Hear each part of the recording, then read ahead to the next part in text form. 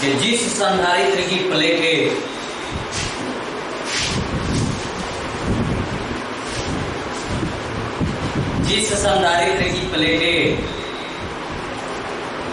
बेलनाकार होती है,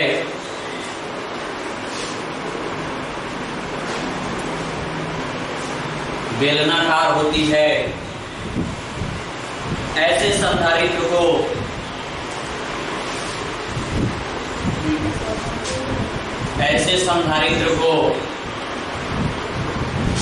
बेलनाकार संधारित्र कहते हैं।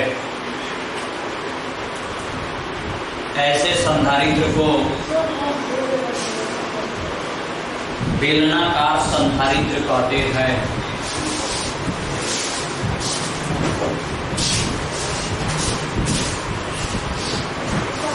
नीचे लिखेंगे बेलनाकार संधारित्र की धारिता,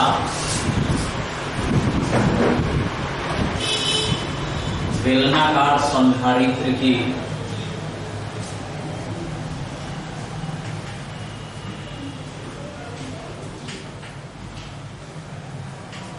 धारिता।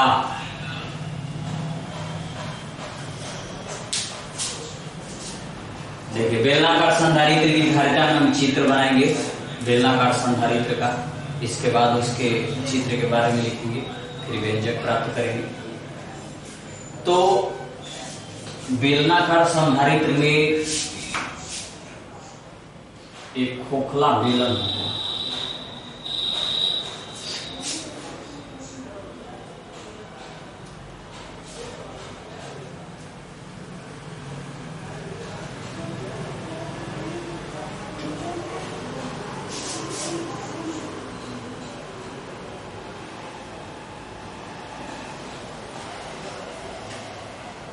ये एक बेलन हो गया, इसी में एक दूसरा बेलन है,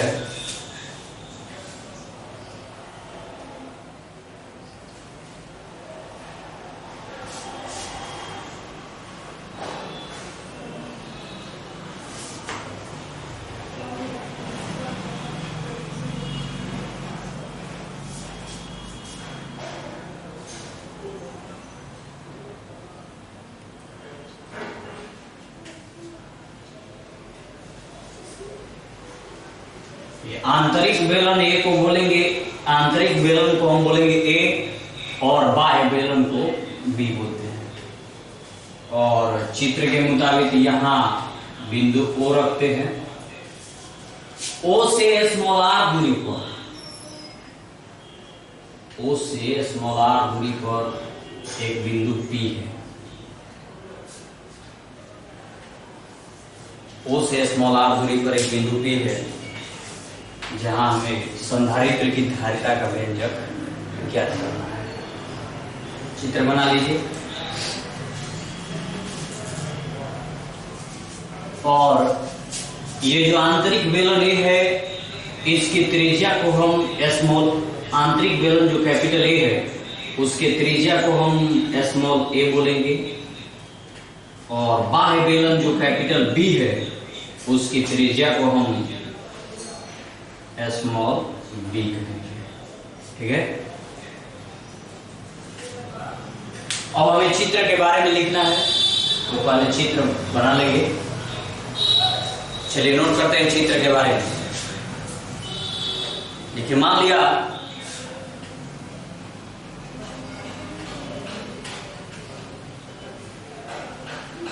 इसमें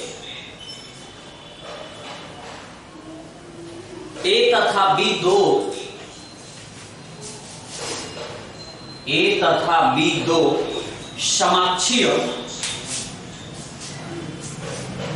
ए तथा बी दो समाक्षीय खोखले बेलनाकार चालक होते हैं, बेलनाकार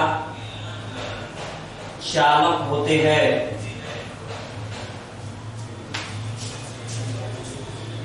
जिसके बीच के रिक्त स्थान में,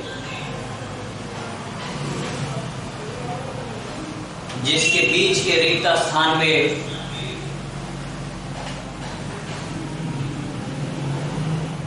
परावैद्युत पदार्थ भरे जाते हैं,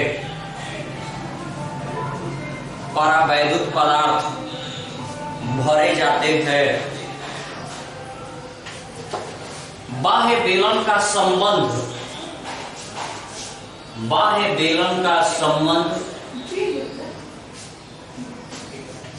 पृथ्वी से, बाह्य बेलन का संबंध पृथ्वी से कर दिया जाता है। बाह्य बेलन का संबंध पृथ्वी से कर दिया जाता है।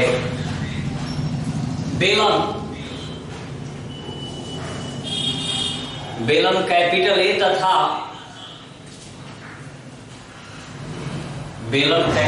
तथा बी की त्रिज्याएं क्रमशः स्मॉल ए तथा स्मॉल बी है। स्मॉल ए तथा स्मॉल बी है। आंतरिक बेलन ए को कुछ आवेश दिया जाता है। आंतरिक बेलन ए को कुछ आवेश दिया जाता है। पैराग्राफ चेंज करके लिखेंगे। मान लिया बेलन ए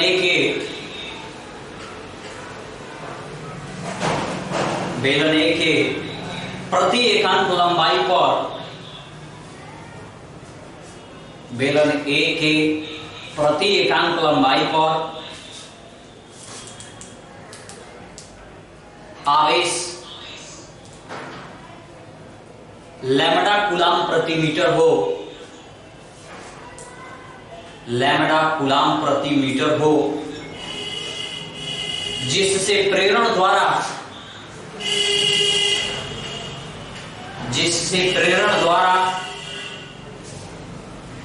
बेलन बी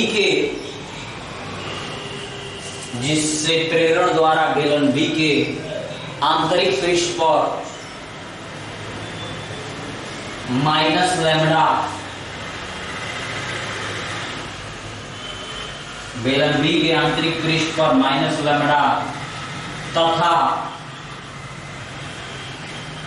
बाह्य पृष्ठ पर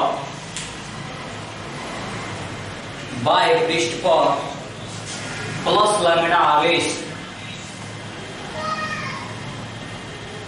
लैम्ब्डा आवेश आ जाते हैं। प्लस लैम्ब्डा आवेश आ जाते हैं। चूंकि बाह्य बेलन का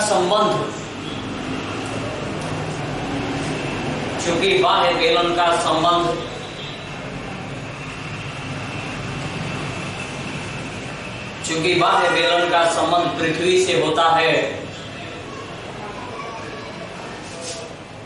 अतः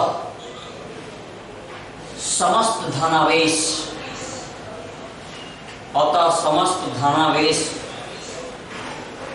पृथ्वी में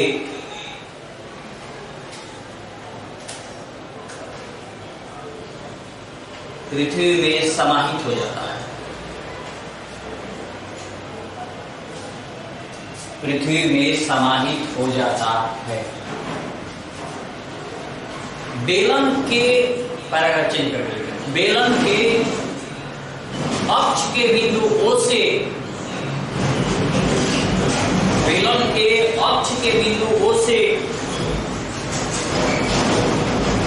स्मॉल r दूरी पर,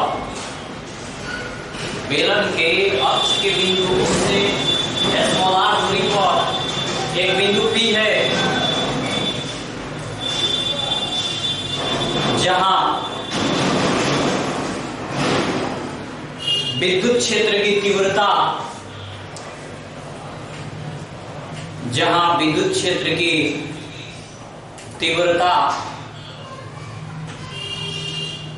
देखिएगा, विद्युत क्षेत्र की तीव्रता होता है E बराबर 1/4πε0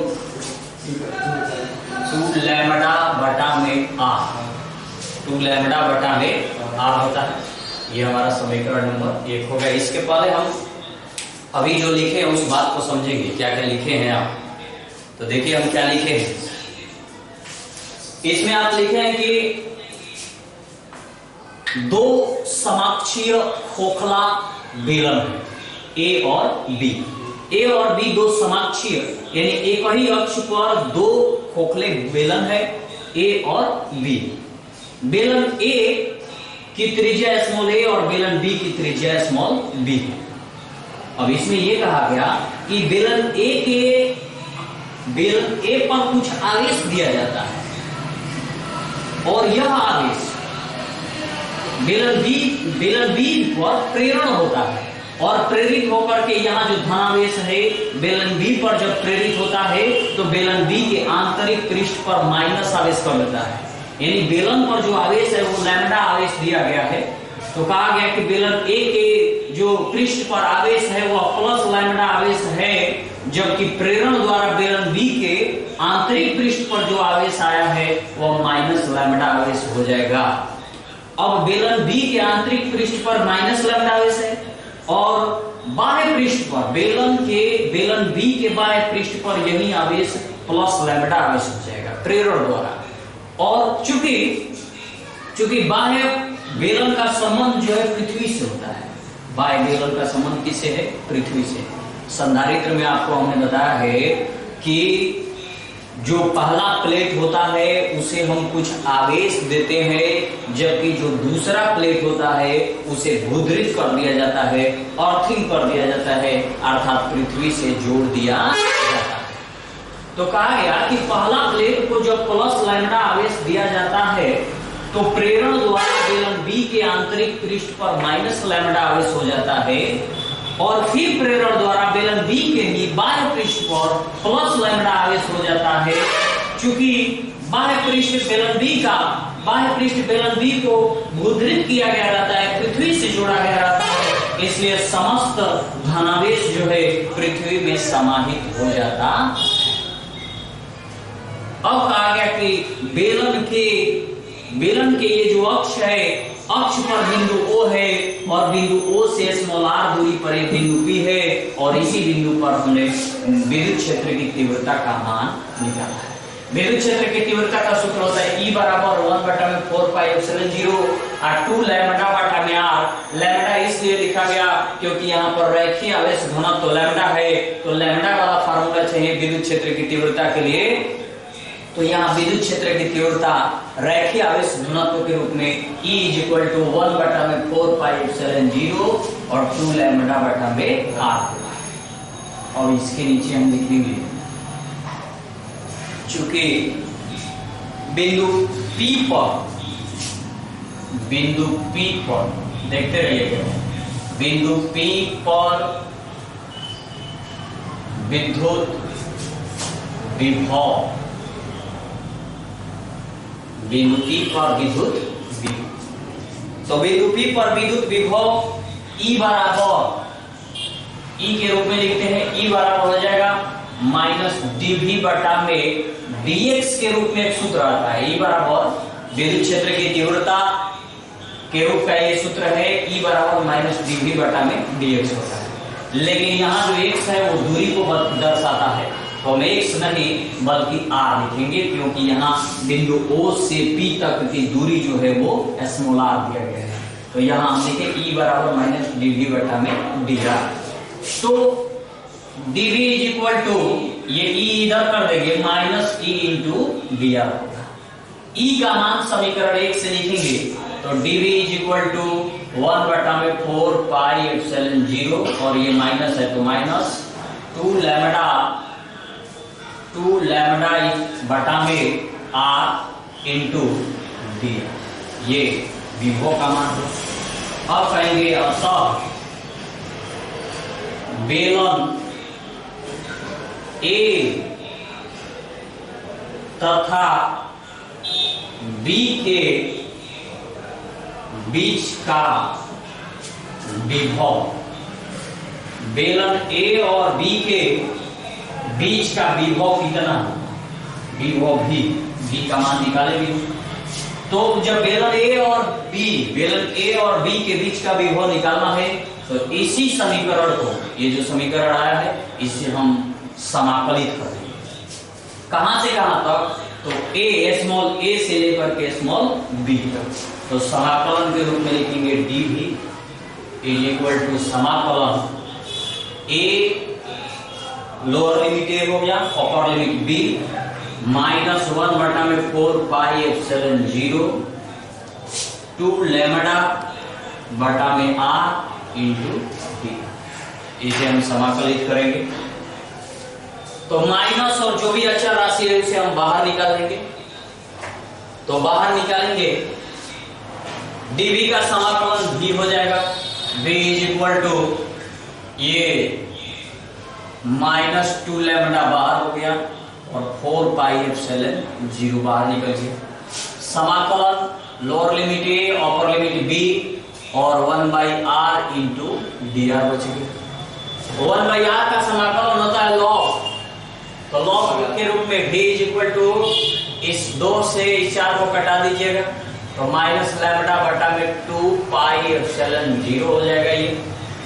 और ये लॉग, इसका समाकलन निकालेंगे तो 1/r का समाकलन लॉग r, अपर लिमिट b है, लोअर लिमिट a है। अब जहां जहां r है वहां एक बार अपर लिमिट और एक बार माइनस दे करके लोअर लिमिट रख दीजिए। तो v is equal to minus lambda बटा में 2 pi epsilon 0 log, upper limit b है, बीच में माइनस,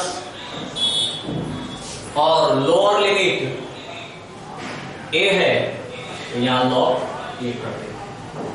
अब क्या करना है, ये जो माइनस दिया है इस माइनस से हम इसमें गुणा कर देंगे तो ये log b माइनस में हो जाएगा और log a प्लस में हो जाएगा। तो v is equal to lambda बटा में 2 पाई एप्सिलॉन 0, ये log a प्लस में होगा और log b माइनस में, log b। अब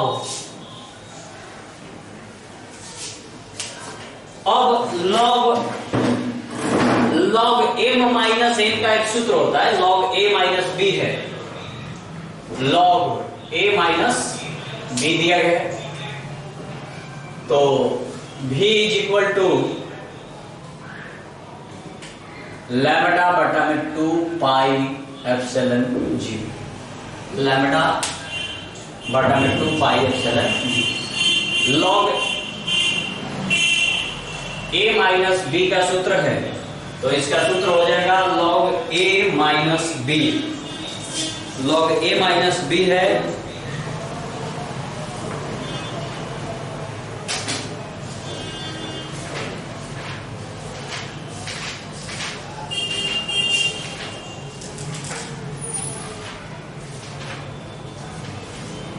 log b बाई a।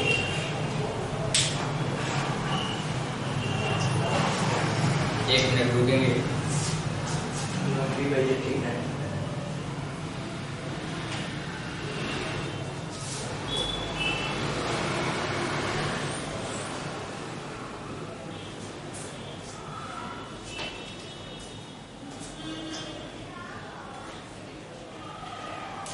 यहां पर ध्यान देंगे थोड़ा सा, ये जो अपर लिमिट होगा ए होगा और लोअर लिमिट बी होगा, इसको बदलना पड़ेगा। अपर लिमिट ए और लोअर लिमिट बी होगा। ये अपर लिमिट ए हो जाएगा, लोअर लिमिट बी होगा, तो ये भी बदल जाएगा ए माइनस बी। ये जो माइनस से गुणा किया गया है तो ये बी हो जाएगा और ये क्या होगा, ए हो जाएगा। तो v is equal to lambda बटा में 2 pi epsilon 0 log b minus log a। तो log a माइनस n का एक सूत्र होता है log e आधार b by a, log e आधार b बटा में a होता है। तो v is equal to lambda बटा में 2 पाई एप्सिलॉन 0 log e आधार b बटा में a होगा। ये सूत्र हमारा विभव निकालने के रूप में होगा, यानी विभव, इससे हम विभव निकालेंगे। हमें चाहिए क्या, संधारित्र की धारिता का मान निकालना है। तो संधारित्र की धारिता C is equal to Q by V होता है, C is equal to Q बटा में V होता है। सबसे पहले हमें देखना होगा कि यहाँ पर आवेश कितना है। तो लिखते हैं कि चूंकि यदि संधारित्र की धारिता C हो तो संधारित्र की धारिता C हो तो C बराबर Q बटा में V। चूंकि Q बराबर यहां जो बेलन दिया गया है उस बेलन के रूप में लंबाई क्या होगा और आवेश का मान क्या होगा। Q बराबर यहाँ स्मॉल l लंबाई है तो l लैम्बडा हो जाएगा आवेश का मान, इसलिए हम C बराबर लिखेंगे Q के जगह पर l लैम्बडा बटा में V का मान यहां से लिखेंगे लैम्बडा बटा में 2 पाई एप्सिलॉन 0 और ये हो जाएगा आपका log E आधार V बटा में a, log E Aadhaar V बटा में लैम्बडा से लैम्बडा को कैंसिल कर देंगे, बचेगा L तो C इज इक्वल टू ये नीचे वाला ऊपरी हिस्सा पर जाएगा तो L इंटू 2 पाई एप्सिलॉन 0 और ये log वाला बटा में रहेगा log E आधार B बटा में a। इस सूत्र की सहायता से हम संधारित्र की धारिता ज्ञात करेंगे। कौन सा संधारित्र? बेलनाकार संधारित्र की धारिता का मान इस समीकरण की सहायता से हम निकालेंगे। नोट कर लेंगे सब लोग।